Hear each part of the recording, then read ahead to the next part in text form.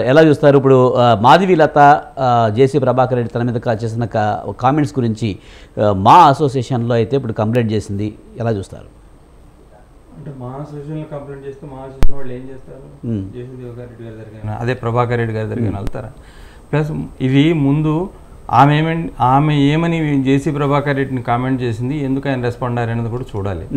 నేను కొంతమందితో మాట్లాడా, ఇప్పుడు వచ్చే ముందే ఇండస్ట్రీ వాళ్ళతో మాట్లాడా ఎందుకు రెస్పాండ్ కాలేదని.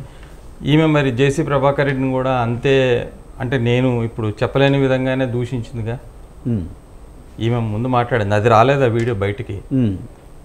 మరి వీళ్ళిద్దరూ ఇప్పుడు ఈమె బీజేపీలో ఉన్నట్టుంది ఇప్పుడు ప్రస్తుతానికైతే. మరి ఈమె కూడా ఆయన్ని అలాగే దూషించింది, ఆయన దానికి రెస్పాండ్ అయ్యి అన్నాడు. అయితే ఆయన అలా అనడం తప్పే, దాన్ని సమర్థించట్లేదు.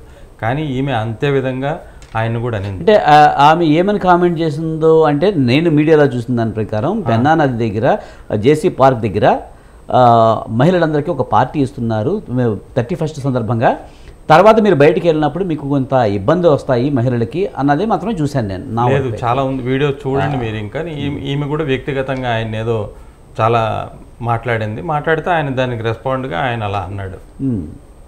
దానికి ఇప్పుడు ఇండస్ట్రీలో వాళ్ళు రెస్పాండ్ అవ్వలేదు. నేను కూడా అడిగాను ఎందుకు రెస్పాండ్ అవ్వలేదు అని. ఏం రెస్పాండ్ అవుతాం, ఎందుకు రెస్పాండ్ అవుతాం, ఆమె అనింది ఆయన అన్నాడు. అది పూర్తిగా పొలిటికల్ దీంట్లో ఉంది అది. మేమేమని రెస్పాండ్ అవుతాము? ప్లస్ ఆమె ఇండస్ట్రీని వదిలేసి ఎక్కడో ఉంది. ఆమెమి ఇప్పుడు ప్రస్తుతం అయితే ఏం చేయట్లేదు, చాలా కాలమైంది ఆమె ఇండస్ట్రీని వదిలేసి దూరంగా. అది వాళ్ళు అన్నమాట, ఇండస్ట్రీ వాళ్ళు అన్నమాట. ఈమె ముందు అనకుండా ఉండాల్సింది కదా ఆయన కూడా.